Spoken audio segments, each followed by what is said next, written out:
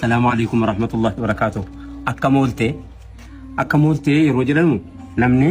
أكتي أولي أباتو بيكا أولان أولتي بيكا جت يورمون أولان بولتي بيكا أكتي بولي موبا بيكا جت أولون كلي أولودا وفي وجين أولتيمو نما وجين أولتيمو ربي وجين أولتيمو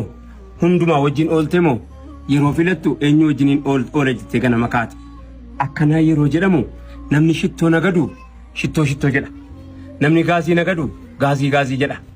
namni waan hojjetaa oole fakkaata gaalaa eessa oolte jennaan bakkan oolee qaama kan koolaalaa jedhan gaalli akkana jechuun immoo lisaan alhaal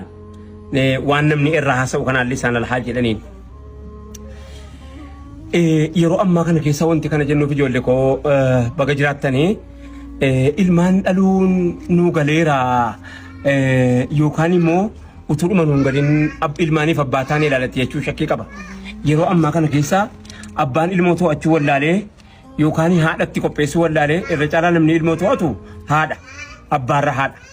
irra dhiyoon haadha isii rakkinni biraa godaansee ilmoo siidaa deemte biyya arabaa yookaan biyya faranjii yookaan biyya adda addaa teessu kana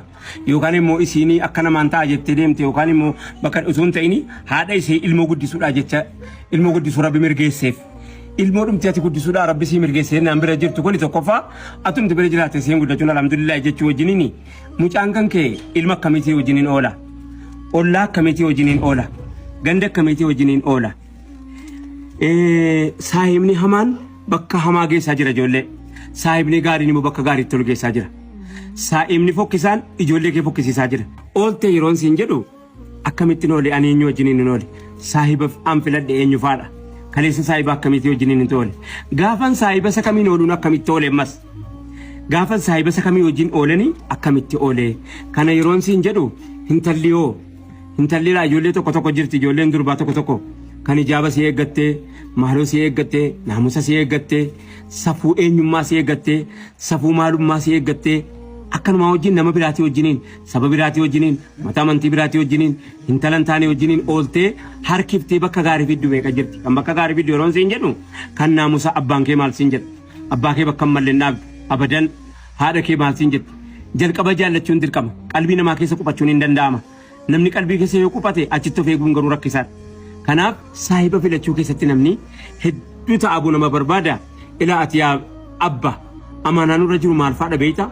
amaanaan nurra jiru ijji amaanaadha gurmuun amaanaadha qaamni amaanaadha harki amaanaadha miilli amaanaadha bakka ati ilaaliin jette bakka ati ilaaluu hin barbaanne silaalchifti kanaaf amaanaan kun akkamitti eegamaa jira haati mana amaanaadha qilleensi amaanaadha